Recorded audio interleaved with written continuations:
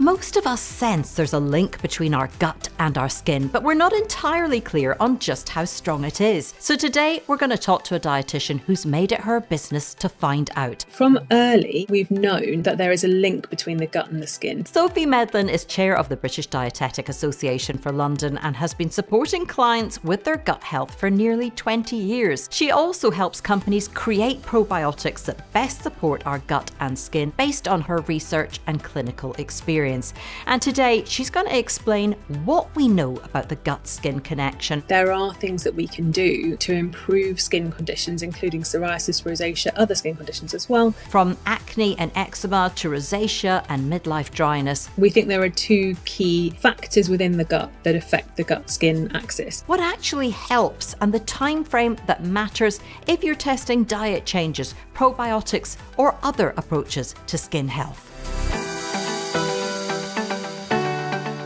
Sophie, good to meet you and thank you so much for being here today. Pleasure. Thanks for having me, Claire. It's lovely to be here. Well, we're here to talk about two things that I think most of us know are in some way connected, but we aren't quite sure how. So you're going to put us right on that. And I'm talking, of course, about our gut and our skin. Lovely. Looking forward to sharing. As a dietitian with quite a few years of experience behind you, how many years experience? 20 years, Claire. Getting on. 20 years. Well, you're still a young thing in my eyes, but that's a good amount of experience. Can I ask what you've noticed over the years that you've been treating patients with gut conditions in terms of if and how it is affecting patients' skin? So what kind of scenarios do you look at a patient and think, I think the gut might be at play here when it comes to skin conditions? Yeah, I mean, it's so interesting because from the very beginning of my career, which was in the NHS to start with, we didn't really know anything about the microbiome then, or very, very little.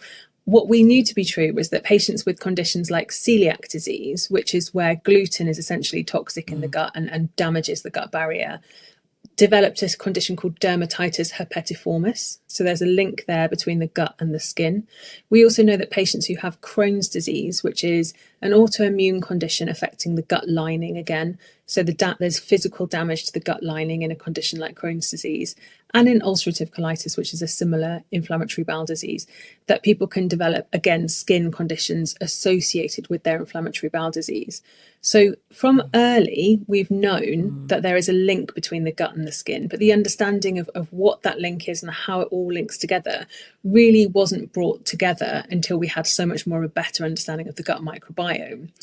And so I think over the last, say, 5-10 years, really in my practice, we've gone from not really thinking we can manage things like eczema or acne or any of these more common skin conditions through diet, but now understanding that actually there are things that we can do to improve skin conditions, including psoriasis, rosacea, other skin conditions as well, using diet to therefore improve the microbiome and improve these skin conditions. So when you mentioned some conditions there, are there a kind of top group of conditions that you think are heavily influenced by the gut that you're kind of routinely seeing? It's really difficult to say for sure because some people will have acne no matter what they do. Some people will have eczema no matter what they do. And some people suffer with psoriasis. And really our skin takes a long time to turn around. But I always think that where there is a problem with the skin and a problem with the gut, so say you've got some gut symptoms, but your predominant symptom is acne or eczema or rosacea, whatever it might be, actually it's really worth looking at the gut as well and trying to optimize those things. And equally, if you are doing all the right things, you're doing all the creams, doing all the things the doctors have said, but you're still not really getting anywhere, then let's look at that gut and see if improvements there can make a difference for you. A lot of viewers talk about rosacea. I'm in my 50s, I'm in that stage where clearly hormones are having an impact on my skin. So I know it's not all diet. And I think that sometimes the flip side of that is we can give ourselves a hard time sometimes. I see my son, who's at the other end of the scale. He's 21 with acne. And I have watched him beat himself up about, what he's eating and go so restrictive. He was trying keto. He was trying everything to get rid of that acne. And he said, it's the hope that kills you, Mum, which was absolutely heartbreaking because every time he started a new diet, he'd be like, this is the thing that's going to crack it. A doctor said to him, I think it's your hormones, it's that you're at that stage of life. But he has gut symptoms too. And I think that a lot of people, I think, will relate to that when it comes to acne and rosacea in particular, that they've got this feeling that it's their gut But hormones can also, and other factors, play a big role. I mean, how do you unpick that? Because of course, hormones can affect the gut as well as our Yeah. skin. So it's hard to know at what place in that cycle you can actually make an impact. Yeah, it's really difficult. And also, hormones affect the gut, but the gut also affects hormones. So it's all Yeah. interplaying together and it's Hmm. complicated. I think what you're speaking to there, particularly around your son, Claire, is this idea that cutting things out of our diet is going to Mm. improve our skin. And in reality, for the vast majority of people, it's about broadening out the diet. And so the gut Mm. bacteria are happy, and that then improves your skin potentially for some people some of the time. But I think you're right in what we see on social media and what we're sold online by coaches or whoever it might be are trying to sell you this miracle cure that if you follow my Hmm. diet plan or you take my supplements, whatever it might be, your problem that's really affecting you. Skin is on your face, it's really hard to disguise it. And acne can be incredibly painful, as can eczema and things. It can feel like a miracle cure, and people are selling, snake oil essentially. So really, I Mm. think it's about taking a step back from that and going, okay, how can we look at this really holistically? And for me, that holistic piece also includes saying, hey, I think maybe we need to send you off to speak to a menopause doctor, or maybe we need to get your hormones checked. We need to do these broader things to make sure we're not missing something obvious and being tunnel visioned and saying it's your gut. And absolutely, that conversation is never about blaming people or putting all that responsibility onto them to say, well, no wonder you're having an acne flare because you ate sugar last week. That's not the conversation at all. It really is about remembering that the more pressure you put yourself under and the more you try and fight against your body and against eating and living in a normal world and eating normal foods, the more stress is going to be produced. Stress is bad for your gut bacteria. Stress is bad for your skin. So it's sort of really trying to approach it with softness and with evidence, but also in a way that's going to be effective for people, but not restrictive and not life controlling. When you're helping clients, is it always kind of similar advice, or are you giving patients very different dietary advice based on their condition? What I'm thinking are, can we boil down a few tips for people around gut and skin that are widely applicable? Yeah, absolutely, we can. But I would say when I'm working one on one with people, Mm. everyone's diet is different, everyone's lifestyle is different, everyone is for different physiology at risk of different deficiencies. They might have wider health conditions as well. So there's so many that might from a different culture to me. There's so many different factors that go into making the sort of personalized dietary advice personalized. There is Yeah. general truths to these things, but it might be, I might see two eczema patients or two rosacea patients who end up with completely different treatment because either there is a different reason, I think, for their condition, or their lifestyle so different that me giving both of those people the same advice just wouldn't be appropriate or practical for them. I mean, are you always telling people, for instance, to cut back on sugar and there's a few basics in there? Not at all. No, I think, lots of people have already done a load of that legwork before they come to see me, right? Most people Yeah. will have said, before you invest in a dietitian like your son, you probably will have tried all of the obvious things in inverted commas that you could consider doing for these kinds of problems. So Mm. a lot of people might have already tried a couple of weeks without dairy or have cut out dairy, not seen any improvement, but carried on cutting it out because they didn't know what to do. They might have That's cut my out son. gluten for a while, yeah, and not known how to reintroduce it or not known whether they should reintroduce it. So a lot of people will have done a lot of that legwork before they come to me. And I would say sugar gets blamed for everything now, right? And really, I think it's the composition of ultra processed foods and how sugar displaces other healthy things in our diet more than the sugar itself. If we were eating a couple of teaspoons of just regular table sugar a day, we'd probably be fine. But if we're having, I don't know, a cake from a bakery that's not necessarily, or a cake from a supermarket, for example, rather than an apple and some nuts as a snack, that's where the problem lies. Does that make sense? Yeah. I mean, let's say probably quite a few people, like I mentioned, watching this may be experiencing some of the more common skin conditions of midlife. Rosacea is the big standout at this stage. You may see what are some other common conditions that you see in midlife among women in particular that Yeah. relate between gut and skin, do you think? I think skin dryness is another one that comes up Mm. a lot, especially through those hormonal changes. Rosacea is a big one, of course, and we think that can be linked to histamine intolerance, which is a sort of intolerance that can be developed during midlife. So I think those are probably the biggies. Some women do experience a new eczema flare, having never had it as a younger person, maybe had it as a child, not had it for a lot of years, and then it comes back again.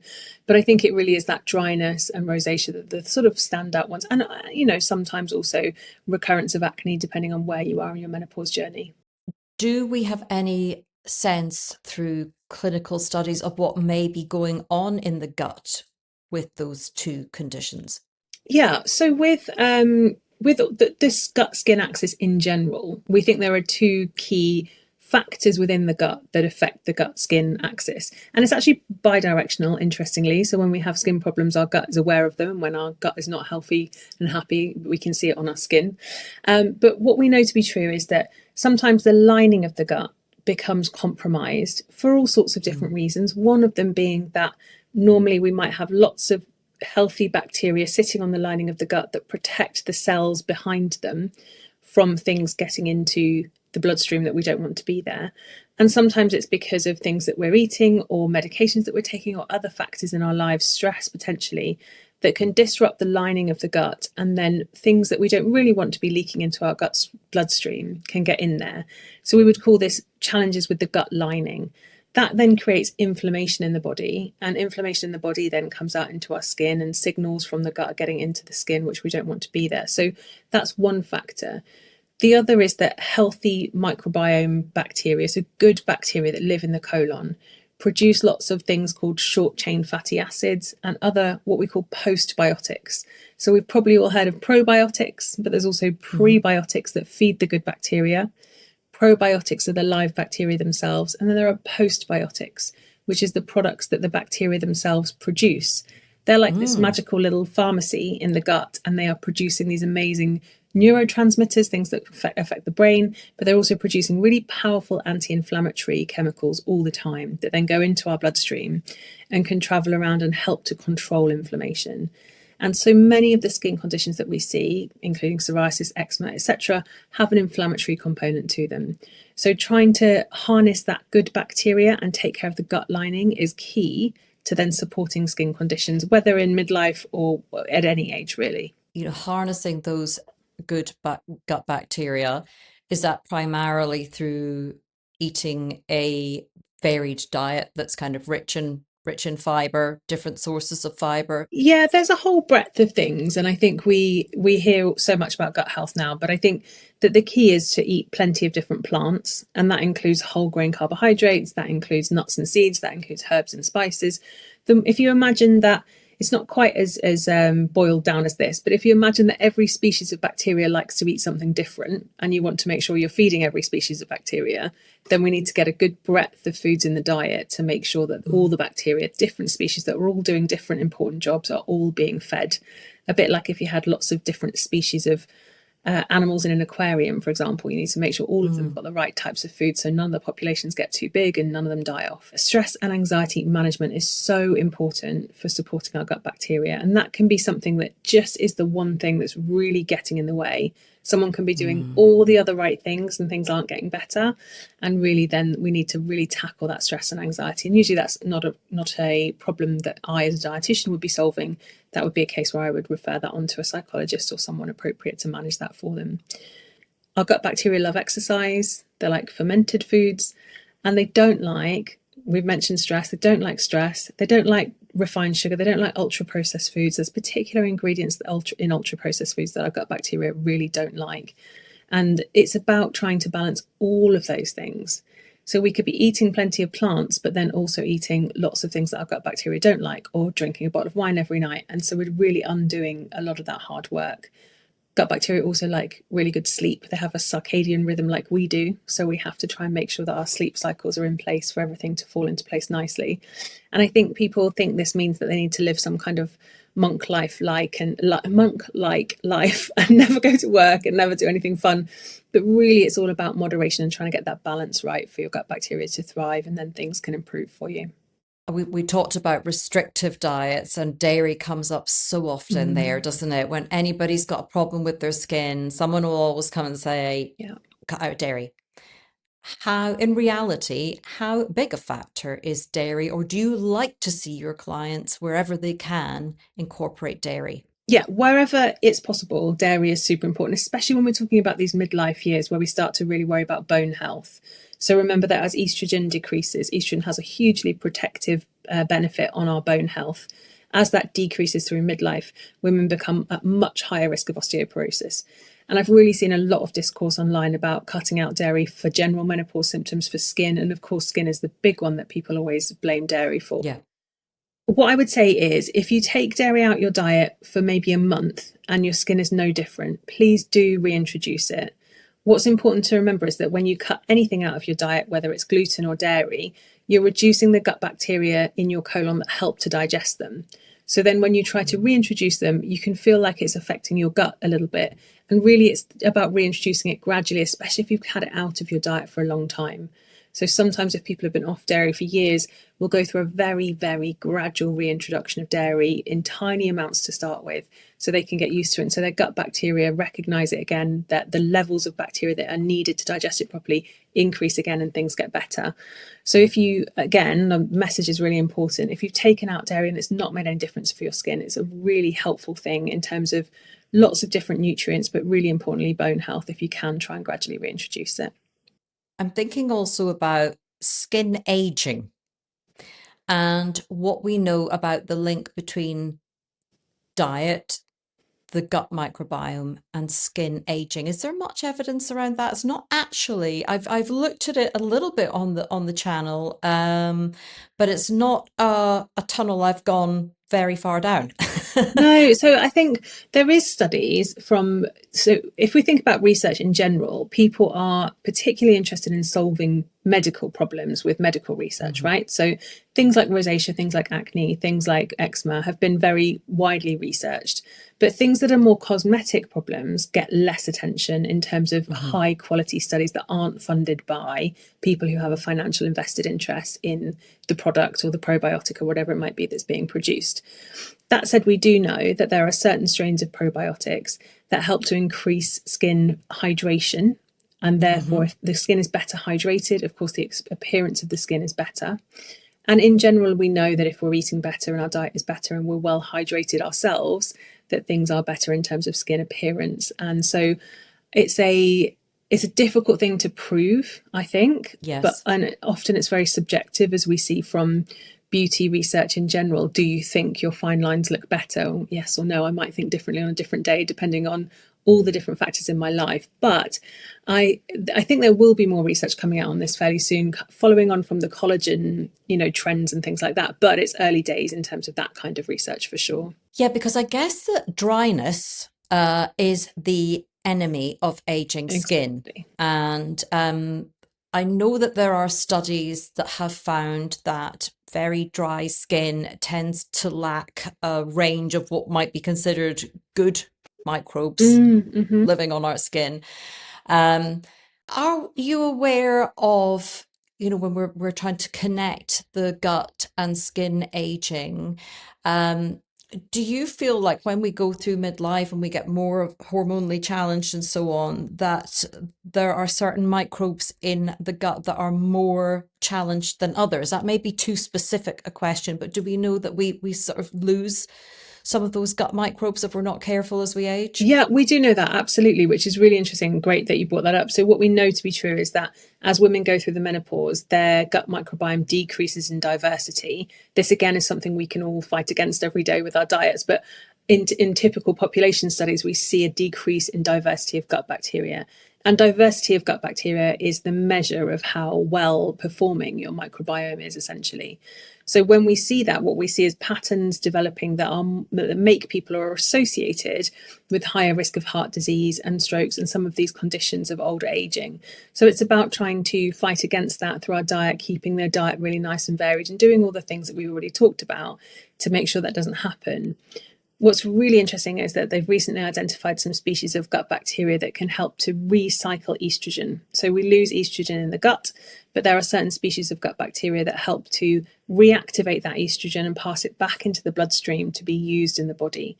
So if you imagine that your generation of estrogen is reducing, but you've got these bacteria that are helping to recycle the estrogen that you do have, we could hypothesize then that women who have plenty of those good bacteria that are doing that job have a lesser crash in terms of estrogen and therefore better controlled menopause. So more varied diet through menopause can save some of those all important microbes and Absolutely. reduce symptoms if we possibly can. You mentioned prebiotics and probiotics. Okay. So prebiotics, can you explain to us what they look like in our food? You mentioned fermented food. I'm thinking of things like psyllium husk, which I am taking at the moment. Yep. Bit of a disrupted gut that I blame. Everything's getting blamed on the hormones at the moment, but the doctor can't find anything wrong with me. So that's the number one suspect. And I find that if I take psyllium husk at night, I have less of a disrupted or upset stomach in the morning. And my understanding is psyllium husk would be Yeah. described as a prebiotic, Yeah, right? psyllium husk feeds good Soluble bacteria. fiber. Yeah, exactly. So all Yeah. different types of fiber could be considered a prebiotic, but some have got more health claims around them. So we know that things like onion and garlic are good prebiotics. They feed good bacteria. Beans and pulses are. There's things like FOS, which comes from some of those foods, and GOS that comes from others. So galacto-oligosaccharides, fructo-oligosaccharides. They come from these different types of Whoa. foods. Yeah, long, How many silly times did names. you have to practice that before you I have to say it every week. say them for us again? So fructo-oligosaccharides, that's called FOS, and galacto-oligosaccharides, so GOS. They are known to be prebiotic fibers, and they again are in lots of different fruits and vegetables and whole foods that you can eat. Oats are also a good prebiotic fiber, so they feed good bacteria. And oats are generally very well tolerated, even in people who have gut problems. Whereas FOS and GOS can be more stimulating if you have things like irritable bowel syndrome. So it's worth looking at those lesser fermenting but still prebiotic foods that can really help with feeding that good bacteria. It's also things like chicory inulin, chicory fiber and chicory inulin that can help to feed good bacteria. But really the key with prebiotics is having a good varied diet and having lots of, as you say, Claire, lovely soluble fiber that helps to feed that good bacteria and keep it happy.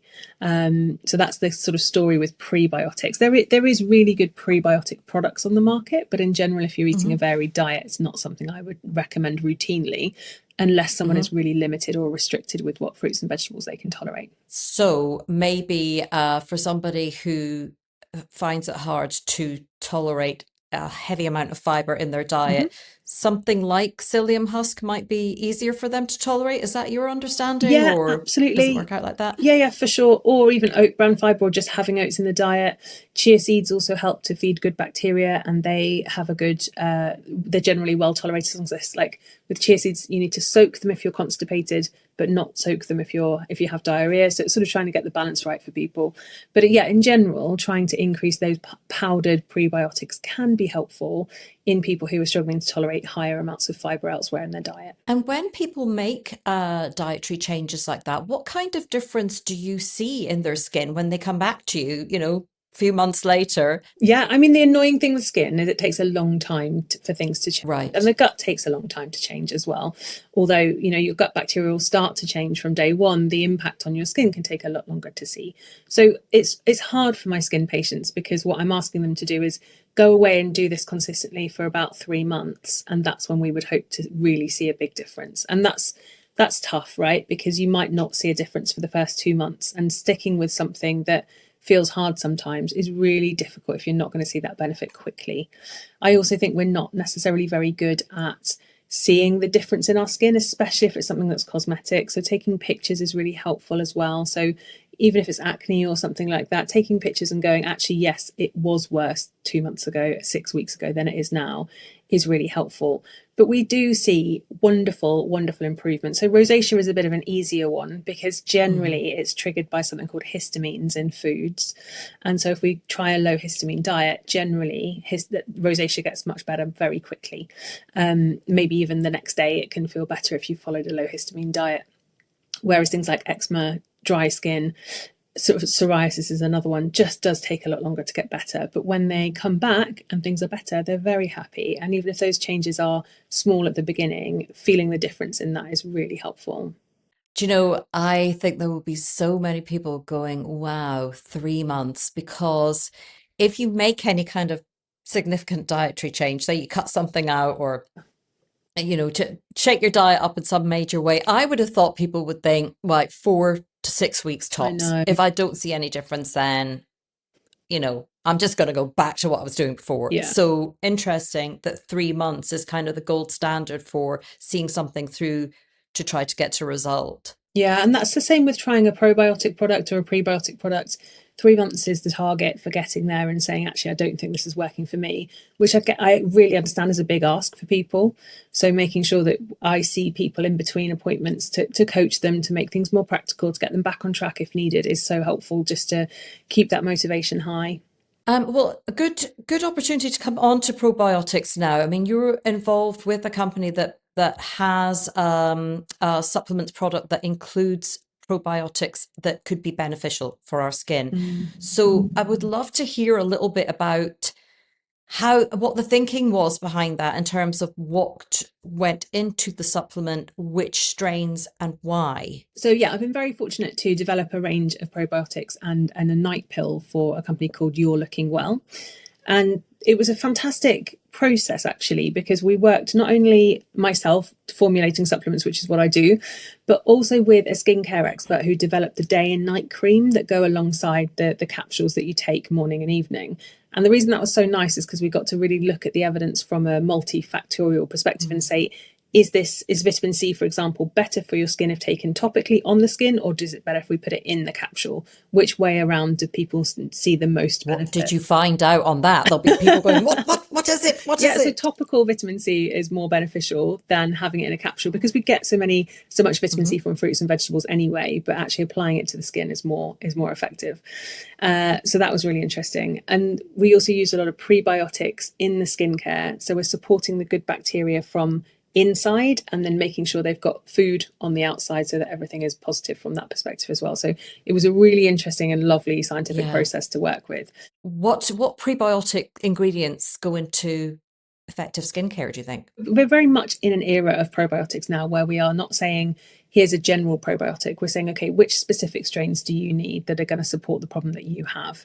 And so generally we do want a relatively broad spectrum of good bacteria in that product. And we've got the strains with the most research in for supporting skin health, both skin elasticity, skin fine lines and things like that, but also improving things like eczema and psoriasis that we've already discussed. So the strains that we've chosen for that product particularly are specifically for the skin and the gut skin axis.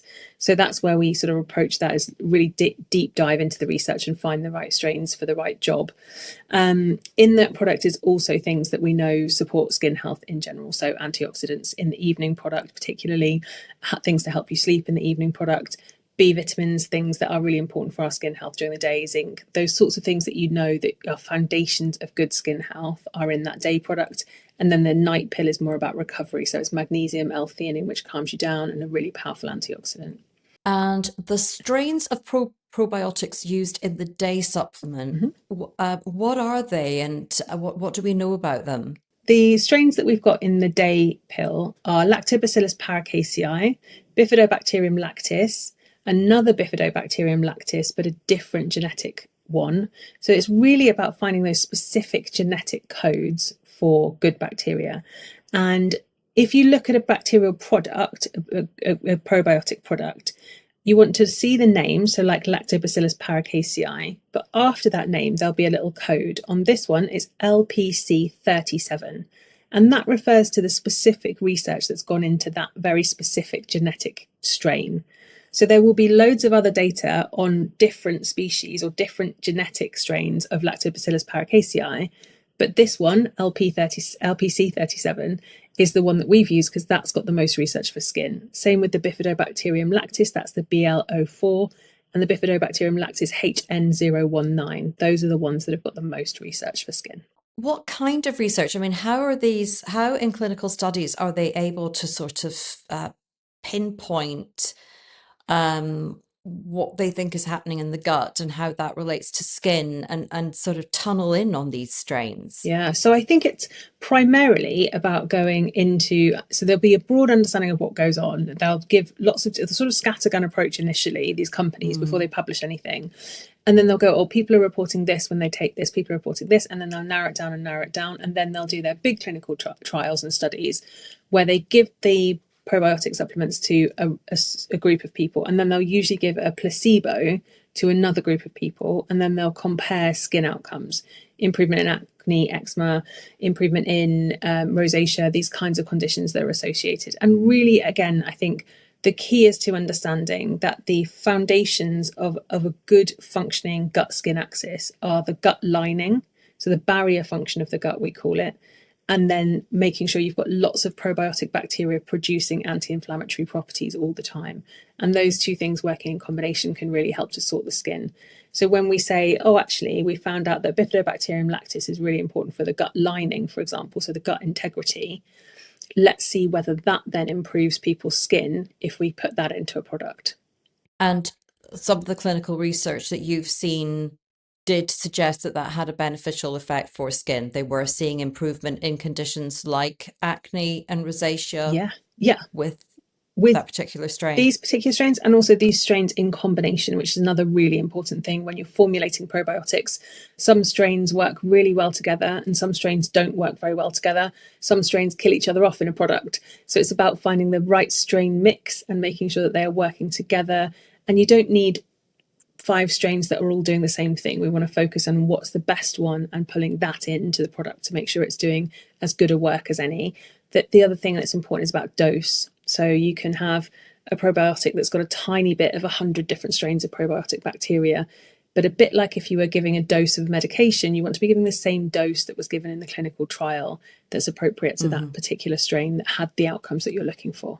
Yeah, and what we'll do is if you're able to share some of the clinical studies that help you piece together what you wanted to put into the supplement, I can share that with people in the description, so they can take a look for themselves. So, I mean, let's assume there are people at home, plenty of them, who are sitting there feeling miserable, struggling with rosacea, skin dryness, acne. You know, what kind of difference do you think that taking these probiotic strains in this combination could make? What have you seen in real terms? Yeah, I mean, I've got a family friend who I gave this product to recently who has really bad adult eczema, and she said within a couple of weeks her skin was feeling less dehydrated and she was starting to feel a bit better.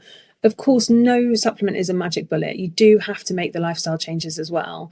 But I think if you give a product like this a good 3-month trial and you look after yourself in other ways too, you can start to really see that impact. And you might see that impact much more quickly than 3 months, but it's about being patient, I think, is the key with these things. And again, any supplement is never a magic bullet. It has to be the icing on the cake, not the whole cake. Do you know whether taking a course of something is going to be enough to support the gut longer term when we're making these dietary changes and so on, or whether it's like, well, you're gonna have to take a probiotic forever? Do we have a sense of that? Yeah, great question. I mean, I think there's no clear consensus on these things. What we would say clinically and in my clinical practice is, let's take it for 3 months, and if that doesn't seem to be improving things for you, we can try a different product with different strains. What I would say anecdotally is that lots of my patients say, well, I took it for 3 months and I felt better, and then I stopped taking it and I got worse again, so I've started taking it again. And I think that speaks to perhaps our lack of understanding in some ways of how these are really working. But I think if it's working for you and it's helping, then keeping taking it is the right thing to do. But if you don't think it's making any difference, then don't take something long term if you don't think it's helping at all.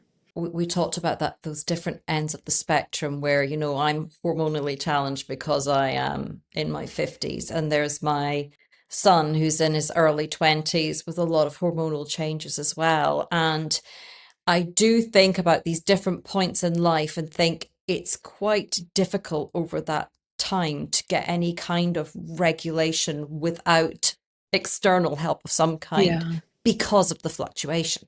Yeah, I totally agree. Yeah. And I think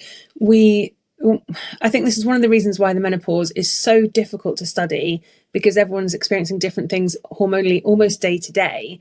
And so we don't Yes. have a good, and we've got a good broad understanding, but in terms of individuals and individual symptoms and what you're going to experience this week versus next week, it's really hard to pin down and study those kinds of things. And it's the same with teenagers and boys in their 20s. Girls are usually past that very hormonal stage at that age, but it really is difficult to study it because there's so many fluctuations. And I think one of the things that I'm really passionate about putting across to people is that these sorts of things are almost always a multidisciplinary approach. I'm really happy to be the first person you see, but it might be that I say to you, let's get your hormones checked and get you off to a doctor, or let's get you off to a psychologist, as we mentioned before, or let's make sure you go and see your GP about XYZ because I'm not 100% comfortable we've not missed something there. Are there any other strains of probiotic that you take for general health and well-being? But aside from the skin, are there kind of probiotic strains that you personally swear by, or is diet enough for you? So a bit of both. I've had to have some antibiotics recently because I had a procedure done, and so then I would take a really good broad spectrum probiotic, always in a delayed release capsule.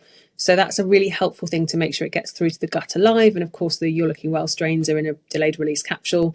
So I would take a good broad multi-spectrum, but multi-strain probiotic in a delayed release capsule. So that's something I would do when I have to take antibiotics, or if I've had any kind of digestive upset or whatever it might be. That's the sort of thing I would do for at least a week or two afterwards. Though that's a really key thing. Otherwise, because I don't have any gut symptoms, I'm fortunate to not struggle with my skin. I drink kefir, I have yogurt, I have other fermented foods, and I eat a really good variety of fruits and vegetables in my diet. So I'm very fortunate not to have to rely on supplements for my gut health in general. And with a general kind of spectrum of probiotics, are there any in particular? I mean, even are there any brands in particular, or bluntly, I know people will always ask, is there anything in particular that people should look for when they're looking for something that's broad spectrum? Yeah, so there's a brand that I really like. There's a probiotic I really like from a company called Inessa that do a product called a multibiotic complex. That's in a delayed release Okay. capsule. It's a really I good think one. I've taken their multivitamin Yeah, before, yeah, seeing that it's very good. I will order that. yeah. They're a nice company. So that's a good broad spectrum. Not sure what's going on. Want to try something. Holland and Barrett have got a new one from their Experts range, which has got kiwi fiber enzymes in it, again in a delayed release capsule. So if you're constipated, that's particularly good. It's got strains in it that are particularly good for constipation, and it's got the kiwi fiber enzymes, which are great for constipation. Kiwis magically have enzymes in them that speed up digestion and help to stimulate the movement of stool through the bowel. So that's a really good one for constipation. If it's gut brain axis, so mental health symptoms, or even what we call visceral hypersensitivity, so the gut is just overstimulated and you're getting discomfort or wind bloating, those kinds of things, then another product I've formulated for a company called Heights is particularly good. So their Biotic Plus product for gut brain axis, that's the one you want to go for. Heights, Yeah, Heights. as in reaching your heights, and it's their Biotic Plus product that's particularly good for the gut Okay. brain axis. Well, I'm going to link to those below because people always, they just want to know Yeah, at I the end of know. the day, Yeah. they just want to know, what do you recommend? So that's incredibly helpful. Thank you so much, Sophie. Have we missed anything as far as you're concerned? Any other key bits of information, or do you think we've covered I think we've the covered most ground? things. I think that the key, so I would say if you're worried about your gut lining, then using bone broth and collagen products can help support the gut lining, as can L-glutamine supplements. So you might want to explore some of those things to support gut lining. But really, that is again about supporting the microbiome, and then really making a focus on looking after that gut bacteria. You can take these postbiotics as a supplement now. So those anti-inflammatories that your gut bacteria produce, called postbiotics, you can take in supplement form. There's very little research on it, but it's something that I have almost exactly this conversation with my patients with in clinic, which is to say it's logical that they could make a difference. So it might be worth you trying them, but there isn't much research yet. But the one that you would look for is called butyrate. A sodium butyrate supplement is what you're looking for as a strong anti-inflammatory postbiotic, and worth considering, with the caveat that there's not much research on it yet. But in terms of the research we do have, there's good evidence and suggestion that it could make a difference for people. Worth considering if you were really struggling with an inflammatory skin condition, say, something like Absolutely. that. Yeah. Or even an Yeah. inflammatory bowel condition, for example, worth considering. But, ideally, if you've got inflammatory bowel disease, speak to a dietitian. But yes, for inflammatory skin condition or general inflammation, and you think your gut's not doing as much legwork as it could be, then a butyrate supplement is worth considering. And I did not know that about collagen and bone broth being beneficial for your gut lining. I'm now wondering, is that why it can be so helpful for our skin, for those of us who are believers? Well, The yeah. number of women, I went back on collagen, hydrolyzed collagen supplement because of the number of women who said to me, oh, it's been brilliant for my hair, it has been brilliant for bone pain, it's been brilliant for my nails, and a good few who swear for it, buy it for their skin. And you know, you can't say fairer than that when you've got a lot of people who anecdotally are telling you that something works. Yeah, and the evidence is getting there, isn't it? I think that's the thing with collagen. It's become more, as happens with lots of supplements, it's become more popular than the evidence supports. The evidence is getting there, and I think it's worth considering. But what I want to say is, like, you don't have to break the bank with supplements. Start with the foundations, get your diet right, work on your stress management, do those things that don't cost you anything before you start spending a lot of money on supplements. And if you're not sure, speak to a dietitian. Thank you so much, Sophie. I've loved it. Pleasure. Thank you so much for having me, Claire. It's been lovely. Well, my thanks to Sophie there for sharing her experience and insights with us. We'll link to her info below, as well as some of the products that she mentioned. And we heard that science shows supporting our gut health can help some people's skin conditions some of the time. It's not a cure-all for everyone, but for inflammatory skin conditions, it appears gut strategies could play a helpful role. What the evidence supports most strongly is a diverse, fiber-rich diet to support your gut microbiome. Supplements may help in some cases, but as an add-on, not a replacement for a whole foods-based diet. So over to you now. Has making dietary changes or introducing a probiotic or gut-supporting supplement helped improve your skin? Let us know what works for you. And in the description below, you'll also find a link to sign up to my free newsletter to get my episodes and articles delivered straight to your inbox so you won't miss anything. And for extra content and behind-the-scenes videos, you'll also find a link below to join the channel as a member. But for now, thanks for being here today.